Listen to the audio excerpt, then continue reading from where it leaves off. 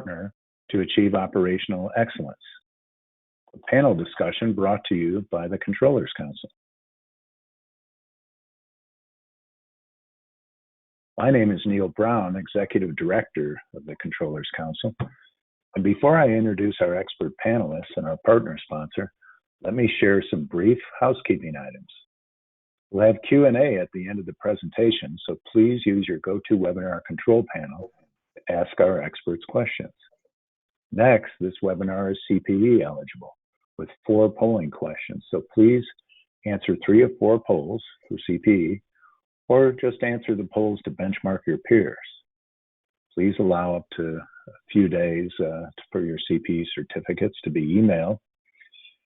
And also regarding CPE, please stay on for at least 15 minutes and you'll receive a brief survey directly after the webcast today, so please complete.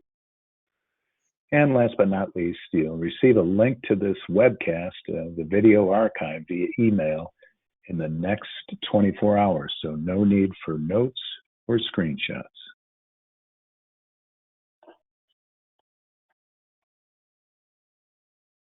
So with that, I'd like to share a word about our partner and sponsor, BILL, NYSE-BILL, is a leading financial operations platform for small and mid-sized businesses. BILL automates the future of finance so businesses can thrive. BILL's integrated platform helps businesses to more efficiently control payables, receivables, spend, and expense management. Hundreds of thousands of businesses rely on BILL's proprietary member network of millions to pay or get paid faster. Headquartered in San Jose, California, BILL is a trusted partner of leading U.S. financial institutions, accounting firms, and accounting software providers. For more information, visit bill.com. And with that, I'm very pleased to introduce our expert panelists, our dream team that's paneled together in the past. Brenna Albert is VP Global Controller of Medline Industries, a global medical supply company, manufacturer and distributor with over 335,000 products, 38,000 employees, and operating in approximately 110 countries.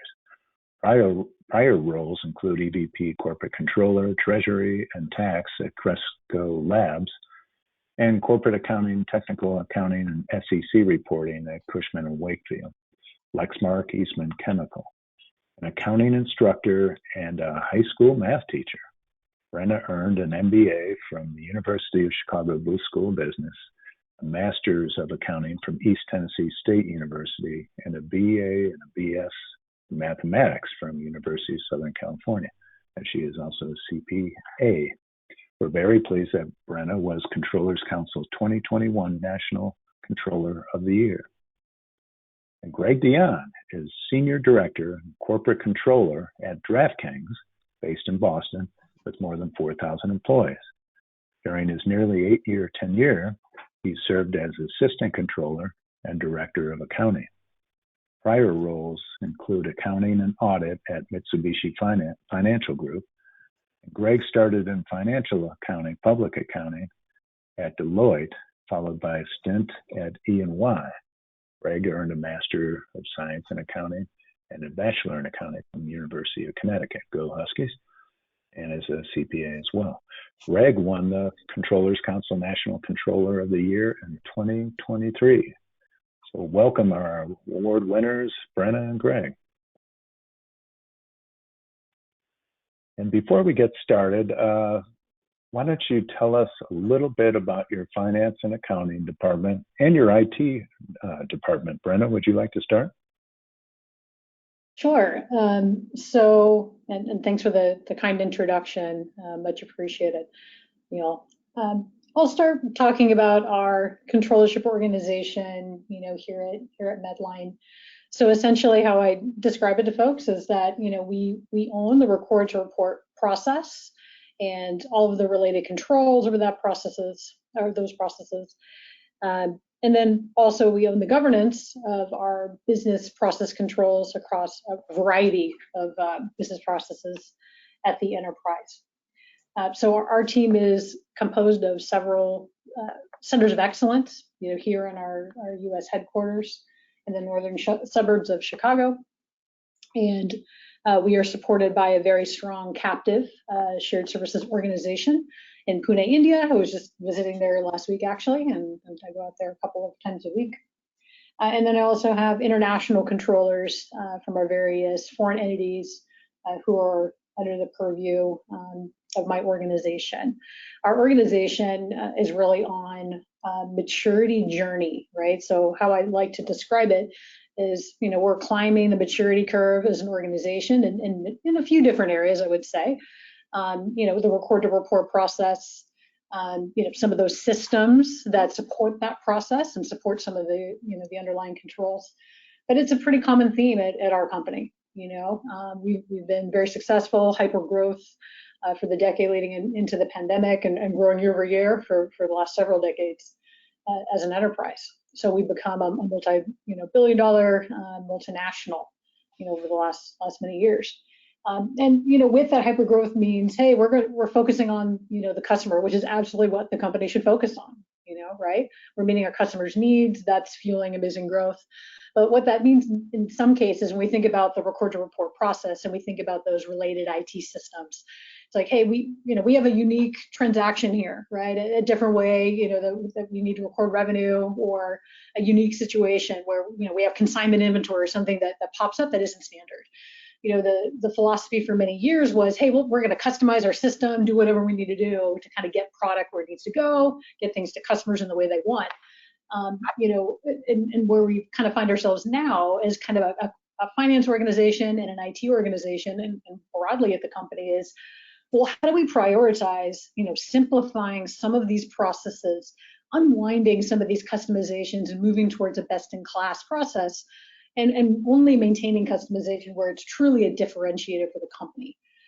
So our IT department, it's a large organization, a lot of depth and breadth, of knowledge and talent in the company, and we're really strong partners in examining some of these things, right, along with, with our peers in other departments.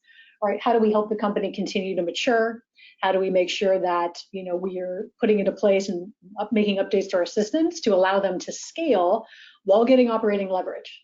Right? Because the more we customize the system, and I'm sure we'll talk about this later, the more costly it becomes, to maintain that in the future as needs change and as the business grows. Yeah, that was very interesting. Greg, share something about your F&A org and your IT org at DraftKings. Sure. Just at a high level, DraftKings is definitely more of a data-driven organization, right? So at its core, we're really making sure that we're trying to partner with our data engineering team and folks security, really making sure that numbers line up, and analytics as well, to make sure that numbers line up. One of the bigger challenges we run into is we're trying to track revenue and try and track performance real time. And anytime you have numbers that are going out on a daily basis, there's a pain point to ultimately what ends up on the books, right? Is it exactly right all the time? Not necessarily, but you can get there. As far as the IT team is structured, we actually have an in-house finance IT team who really is in charge of administering all of our various systems that we use from record to report process, like Brenna had mentioned. And really, that team is responsible for making sure that all of the different touch points across the organization are in line and understand ultimately what's going to end up in our filings. So that's kind of like the high level, I would say. And I'm happy to dig into more examples and whatnot as we go. Excellent. It's interesting. Thank you. Yeah, Greg, and we actually very recently in our IT organization, the leaders there put into place partners for certain business processes. So we now very recently, have the pleasure of having a vice president join who is our IT partner for all things record to report. So not the kind of in-house structure within finance, but having that one-to-one partnership, which we found really valuable so far, even though it's it makes life so much easier when you're able to have some control over it and really influence the roadmap. I find it makes things much easier.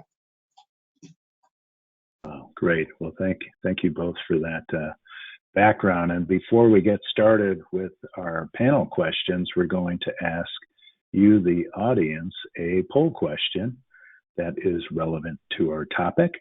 Corporate finance and accounting collaborates closely with our IT department. Select one of the following. So super simple, multiple choice here, but this will give us some litmus of where you are as an audience that we can carry into our own panel of questions. So take a few seconds, please, to answer that first poll.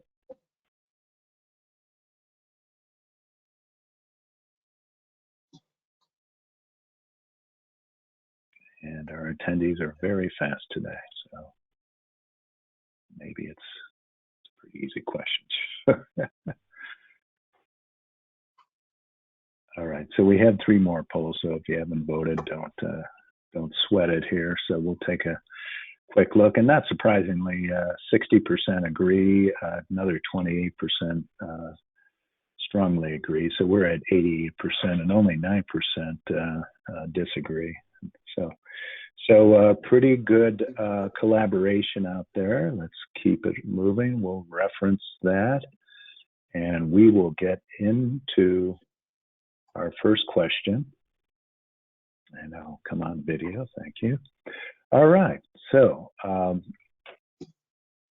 let's start out with please share an interesting example of how finance and accounting collaborate with your information technology departments. Greg, would you like to take that first? Sure. Yeah, I mean, I touched on it a bit in the intro. Sorry, I didn't mean to jump the gun there. But our system right now is proprietary, right? Anytime you hop on our app and place a bet, there's a handful of data that goes through and flows through a series of tables and databases and all that fun stuff across the organization. So I think really the example I'd share is really our improvements around understanding where certain departments are getting data, how that ultimately translates, and creating our own we call financial system of record, essentially a shrink-wrapped database that has all the information that we need in order to financially report. And then with that, you have to reconcile that database across other databases that are being used in the company. So not only are we partnering internally to get the right answer and get to the right gap answer, we're also partnering with our data engineering teams, with our corporate reporting teams and our compliance teams for reporting to states, and making sure that all those are in sync. Awesome. And Brenna, yourself. Yeah, and super interesting structure, Greg. Having a proprietary system, I've not actually worked with that before, so I feel like we have a lot of good complementary examples. But yeah, that's super interesting. And the controls around that and all of that, and working with your IT folks to make sure you can be ITGC compliant and all that. Oh, the ITGCs are such a huge part of it, especially when you don't have the ability to point to like a third-party system. Absolutely, that's super interesting. Yeah, so for me, I'm actually going to go one roll back to when I was at Cresco Labs, and we have great partnership and with our IT team here, and I'll certainly talk about that. But as far as kind of interesting examples, I want to go back to that one roll because that was a startup company that was hyper growth, and constrained on resources early on, right? We're trying to hold as much cash as we can, in the business, keep costs down. We went public via reverse takeover. We were, kind of out there as a nascent public company and trying to manage, our margins and EBITDA margins and all that stuff. But we were growing, right? We did 13 M&A deals over the time I was there. We went from 50 million in revenue to 800 million, right? So a hyper growth environment. So the kind of partnership that created with the IT team is like we were both growing up together, right? My organization was growing and maturing. Their organization went from less than 5 people when I started to tens of individuals, right, with different expertise coming in, to support the business. So the way that we had to manage the partnership, understanding our constraints from a cash flow standpoint, the need to get operating leverage, was we'd have to have a multi-year roadmap, for these different processes. So an example that I'll give, was our accounts payable process. Right. So when I started, we were a small, relatively small company.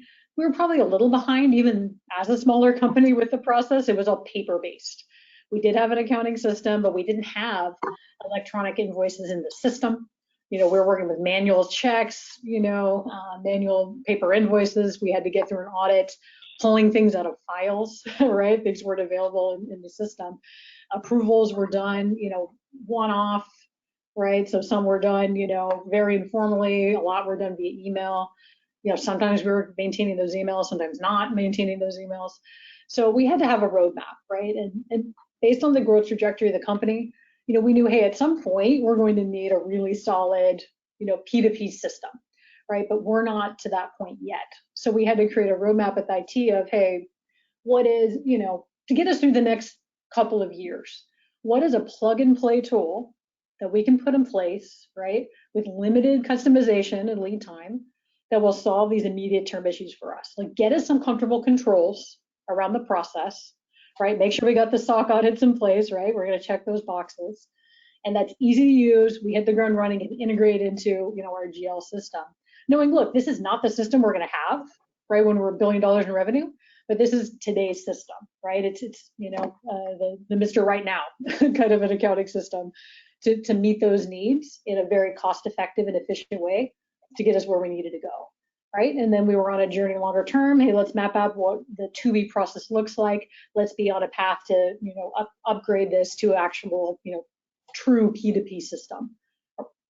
Get a three-way match, where that's applicable, et cetera. Have POs, match those POs, and have all of those best-in-class kind of processes versus just the, AP invoice process. So that partnership was very interesting in the way that it evolved, and then in the way that we had to think about, those IT solutions with respect to the maturity of the business and the resources available to us. Great. Well, thanks for bringing up